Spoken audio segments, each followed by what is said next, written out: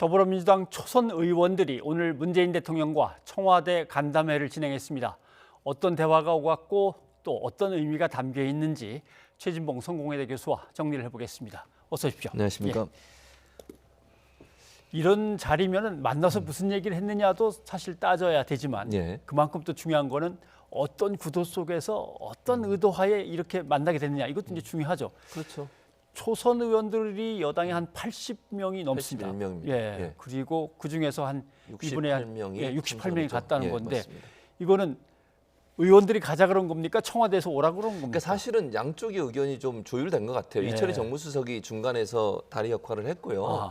아무래도 이제 더민초라고 우리가 부르잖아요. 초선 의원들, 더불어민주당의 초선 의원들이 지난번에 4.7 재보궐선거에서 좀 패배한 이후에 좀 목소리를 냈지 않습니까? 개혁이 필요하고 당이 변화가 있어야 된다고 하는 주장을 했었고요. 이제 그런 의견들을 청취하는 자리를 청와대가 갖는 것이 의미가 있을 것이다라고 아마 제안을 한 것 같고, 그래서 정무수석이 중간에서 양쪽의 의견을 조율을 했고 대통령도 흔쾌히 이걸 받아들여서 결국 이제 초선 의원들과 대통령의 만남이 이루어졌는데 결국 이 만남은 4.7 재보궐선거 이후에 어떤 민심에 대해서 대통령이 국회의원들, 특히 초선 의원들을 통해서 들으려고 하는 그런 자리였다고 보여지고요. 초선 의원들 입장에서도 본인들이 주장하고 또 어쨌든 당이 변화돼야 된다고 하는 부분들에 대한 여러 가지 얘기를 하고 싶었을 겁니다. 아마 그런 어떤 서로의 피로들이 하나로 결합이 되면서 이번 모임이 이루어진 것 같고, 오늘 와서 이제 초선 의원들 같은 경우에는 본인들이 생각하는 여러 가지 얘기를 했어요. 청년 정책 관련된 문제라든지 이런 문제를 했고, 대통령은 당이 이제 단합을 좀 했으면 좋겠다라는 얘기를 했고, 왜냐하면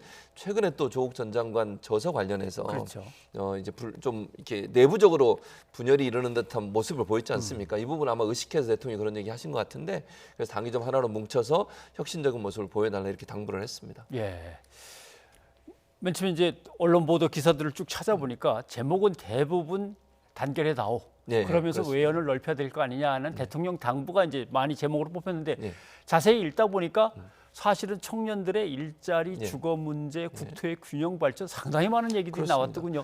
나온 얘기들은 일단 한번 좀 정리를 해봐야 될 것 같습니다. 지금 말씀하신 것처럼 일단 청년 정책을 좀 잘 해달라고 요청을 많이 했어요. 왜냐하면 이번에 4.7 재보궐선거의 결과에서 보듯이 청년들이나 젊은 층이 민주당의 지지를 초래한 부분이 많지 않습니까? 그래서 젊은이들이 느끼고 있는 어려움, 또 삶을 살면서 정말 몸으로 체험하고 있는 일자리 문제, 이런 문제들을 적극적으로 좀 추진해 달라고 강하게 요청을 했고요.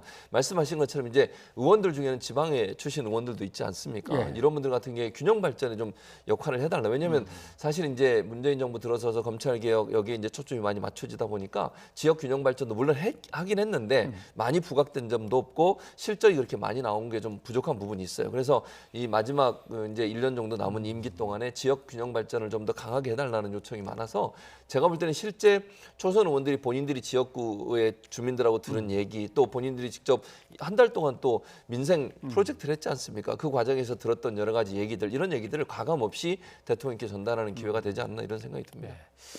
자, 제1야당인 국민의힘은 이거 무슨 맹탕 간담회 아니냐, 뭐 이런 정도의 평가인 것 같습니다. 왜 맹탕이냐 하면은 뭔가 좀 쓴소리가 확 나온다든가, 도대체 이게 뭡니까? 라든가, 아니면은 젊은 청년들한테 우리가 얼마나 지금 비난받고 있는지 아십니까? 또는 부동산이 이게 뭡니까? 뭐 이 정도는 나왔어야 되는데 다 그게 빠져나갔다, 이제 그런 얘기인 것 같아요. 그렇죠. 이게 크게 두 가지인 것 같아요. 지금 지적하신 것처럼 조국 전 장관 관련해서 이제 공정하지 않은 사회에 대한 비판, 두 번째는 부동산 문제인데, 사실은 이 두 가지 문제를 어제 송영길 대표가 이미 사과를 했습니다. 그리고 그거는 어느 정도 저는 청와대도 그런 어떤 기류에 크게 다르지 않다고 저는 생각을 해요. 그래서 어제 이미 대표가 그 문제에 대해서 얘기를 했고, 또 하나 부동산 문제는 대통령이 정말 기자회견하면서 머리를 숙일 정도로 고개를 숙여가면서 사과를 했던 문제입니다. 결국 제가 드리고 싶은 말은 뭐냐면, 초선 의원들이 그런 소리를 내지 않더라도 이미 두 문제에 대해서는 충분히 인식하고 있는 것이고요. 대통령이 오늘 단합을 강조한 것도 결국 그런 일부의 그 송영길 대표의 사과에 대해서 일부에서 반대 의견이 있음에도 불구하고 그 부분보다는 송영길 대표의 발표에도 힘을 실었다고 저는 봐요. 그러니까 그걸 다시 꺼낸다 한들 동일한 얘기가 나올 거라고 저는 보기 때문에, 대통령 입장에서나 또는 초선 의원들 입장에서는 그런 얘기는 이미 어제 송영길 대표의 발표, 그리고 또 그 부동산 관련해서는 대통령이 이미 사과하고 새로운 어떤 정책을 시행하고 있는 상황이기 때문에 좀 더 지켜볼 부분이 있다. 그래서 아마 야당에서는 그런 부분들을 좀 강하게 좀 비판하는 목소리를 내야 된다고 주장을 하시지만, 아마 초선 의원들 입장에서는 이 두 문제는 어느 정도 가닥이 잡힌 거고 지금 현재 이런 문제 말고 지금 이 두 문제는 사실 여론의 중심에 있잖아요. 근데 지방 분권 문제, 지역 균형 발전 이런 문제는 전혀 거론이 안 되고 심지어는 야당도 그런 얘기 안 하고 있지 않습니까? 그래서 그런 부분들에 대한 민심을 전달하는 즉 아직 그 좀 가려져 있거나 많이 드러나지 않은 부분에 대한 민심들을 전달하는 장소로 활용한 게 아닌가 이런 생각이 듭니다. 초선 의원들은 뭐 직접적으로 이렇게 얘기를 꺼내지는 않았지만 대통령은 이제 마음에 두고 있었던 것 같습니다. 그렇습니다. 초선 의원들이 조국 전 장관과 관련해서 뭐 일부긴 하겠습니다만 쓴소리를 하고 또 열성 지지자들한테 나름대로 비난도 받고 했기 때문에 그런 전체적인 문제를 틀어서 이제 자 그래도 단단하게 뭉친 맞습니다. 다음에 외연을 확장해 나가는 것이 좋다. 그렇죠. 예, 뭐 이제 그렇게 당부 내지는 어떤 위로 같은 걸 했겠죠. 예, 그렇게 보여집니다. 그래서 대통령의 발언 안에 이미 그 얘기는 녹아 있다고 저는 봐요. 그러니까 그 얘기를 다시 꺼낸다 한들 거의 비슷한 얘기가 나올 수밖에 없습니다. 근데 중요한 건 만남이 그렇게 많지도 않은데 지금 현재 우리 사회가 집중적으로 조명하지 않고 있거나 가려져 있는 부분에 대해서 대통령께 이 조언을 하는 것 또는 뭐 건의를 하는 것이 더 중요하다고 판단했을 가능성이 있다고 보여집니다. 네, 알겠습니다. 자, 그런데 어제 사실 송영길 대표가 사과를 한 이후에 송 대표의 이제 탄핵까지 주장하는 청와대 민원이 이제 올라가기도 했습니다. 당내에서 반발은 뭐 이쯤에서 접고 새로운 출발을 빨리 해보자라는 분위기인 것 같긴 한데 당 의원들 얘기를 한번 좀 들어보죠. 그러시죠. 조국 전 장관님을 좋아하시는 분들은 마음이 아프실 수도 있을 거라고 생각합니다. 하지만 당 대표로서의 판단을 존중하고요.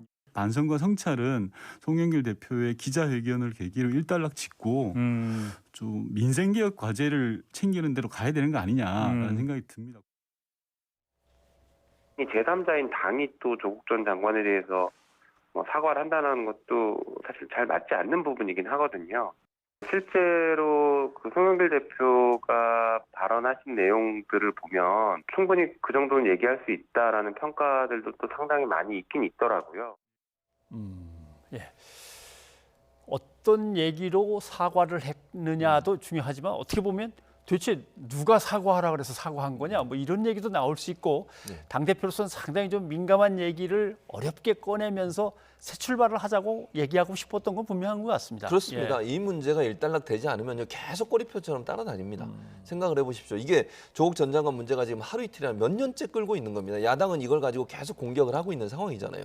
또 청년층들은 어쨌든 언론에 이 부분이 너무 많이 보도되다 보니까 공정하지 않은 그런 정부라고 하는 비판을 하고 있는 것이고요. 그런데 책임 있는 여당이 또는 정부의 어떤 정부와 함께 하고 있는 여당이 그런 부분들을 제대로 매듭지지 않으면 대선을 얼마 남지도 않은 상황에서 그런 꼬리표를 어떻게 없앨 수 있겠습니까? 저는 당연히 해야 된다고 생각해요. 그리고 송영길 대표가 사과했던 내용은요. 조국 전 장관이 이미 사과한 내용과 별반 다르지 않습니다. 조국 전 장관도 분명히 뭐라고 얘기했냐면 그때 당시에 그런 일이 법적으로는 문제가 되지 않을 수 있지만 그럼에도 불구하고 그때 당시에 젊은 층의 눈에 보면 이건 분명히 불공정하다고 느낄 수 있는 부분이 있고 거기에 대해서 사과한다고 얘기했어요.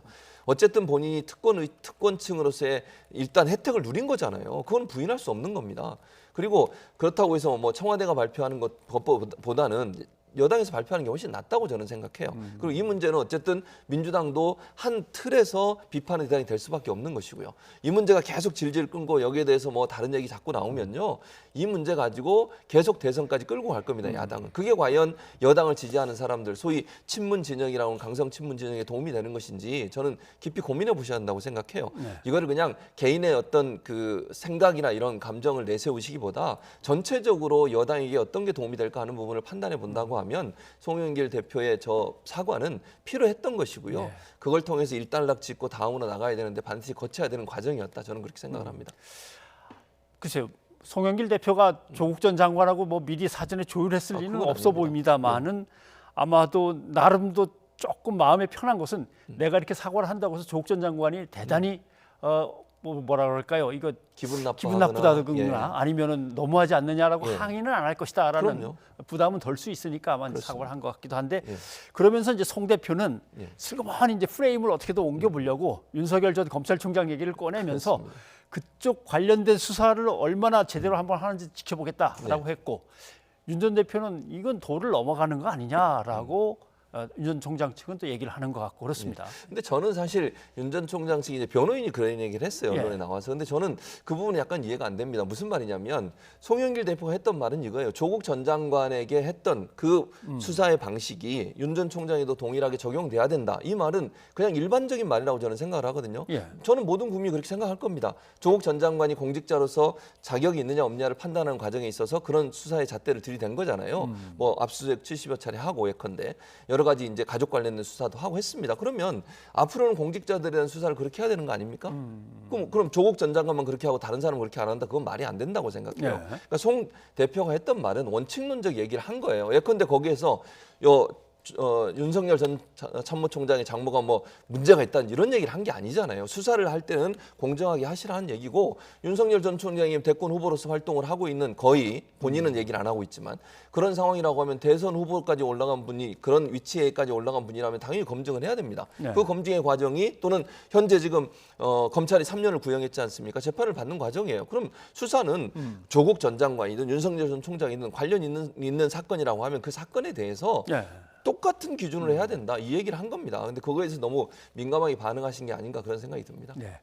나름대로 이제 윤석열 전 총장 측 변호인의 이야기를 마저 정리를 해 보면 조국 전 장관한테 엄청나게 덤벼들었다고 얘기하지만 그건 기간이 길지 않냐라는 얘기가 하나 있는 것 같고 그 다음에 이게 갑자기 이렇게 막 다시 장모 쪽을 몰아치는 거는 윤 전 총장이 이제 정치에 이제 입문하려고 하는 그 찰나에 뭔가를 얻으려고 하는 거 아니냐? 이게 개혁된 검찰이냐? 이제 이런 질문을 던진 것 같습니다. 자, 윤 전 총장 얘기를 여기서 이제 좀 넘어가서 해봐야겠습니다. 국민의힘 의원들을 이제 계속 만나고 있는 중이고, 그 다음에 그쪽에 측근이라고 하는 사람들 얘기는 국민의힘이 요즘 새로운 모습 보이는 거 참 좋다. 뭐 이렇게 평가도 한다고 보니까 입당은 하려고 하는 것 같다 이런 얘기가 나옵니다. 뭐 그런 얘기들이 많이 나오고 있습니다. 여러 이제 의원들, 국민의힘 의원들을 만나서 전원으로 들려진 얘기도 그렇고요. 지금 뭐 측근이라고 하는 분이 국민의힘의 변화를 긍정적으로 보고 있다 말씀하신 것처럼 그리고 뭐 국민의힘 입당은 당장은 안 하더라도 어쨌든 2번 후보로 대선에 나가겠다는 의지가 있다 이런 얘기를 하고 있거든요. 그래서 아마 이제 여러 가지 분위기로 보면 국민의힘 입당이나 아니면 뭐 야권 통합을 통해서 단일 후보가 되겠다고 하는 의지를 표명한 걸로 보여져요. 근데 아마 최근에 이제 갑자기 이런 얘기들이 많이 나오지 않습니까? 저는 이준석 효과가 일정 부분 있다고 봐요, 개인적으로. 이게 무슨 말이냐면 이준석 이제 후보가 만약 대표가 된다고 가정을 해보면요, 그렇게 되면 자강론이 일정 부분 일 가능성도 있습니다. 국민의힘 내부에서 지금 이제 국민의힘에서 여러 가지 후보들의 출마 가능성 있는 후보들이라고 나오는 이름들을 보면요, 심지어는 현직 감사원장 이름까지 나오고 있어요. 최재형 감사원장, 김동연 부총리, 이제 다양한 사람들의 이름이 나온다고 하는 것은 이준석 대표가 만약 후보가 대표가 된다고 하면 당의 쇄신 일정 부분 먹힐 수 있고 그 민심을 반영해서 자강론으로 갈 수도 있다는 거죠. 그러면 윤석열 총장에 대한 오직 윤 전 총장만 바라보고 있던 그 시선이 달라질 수도 있다는 거거든요. 거기에 대한 저는 불안감도 일정 부분 작용했을 거다. 그래서 윤 총장이 적극적으로 국민의힘에게 나도 갈 수 있다라고 하는 그 메시지를 던지는 게 아닌가. 결국 이준석 효과가 윤 총장의 정치적 행보를 좀 더 빨리 이끌어내는 그런 기회로 되지 않았나 이런 생각도 가능하다고 봅니다. 자, 바로 쑥 입당해 버리느냐, 아니면 제3지대에서 사람들 더 모아가지고 뭔가 통합을 좀 이룬 다음에 데리고 들어가느냐, 아니면 그런 뭐 움직임 속에 또 어떤 새로운 변수가 생기면 또 다른 모습이 나올 수도 있고, 뭐 정치는 생물이니까 그건 조금 더 봐야겠군요. 최진봉 교수님 여기까지 듣도록 하겠습니다. 고맙습니다. 감사합니다.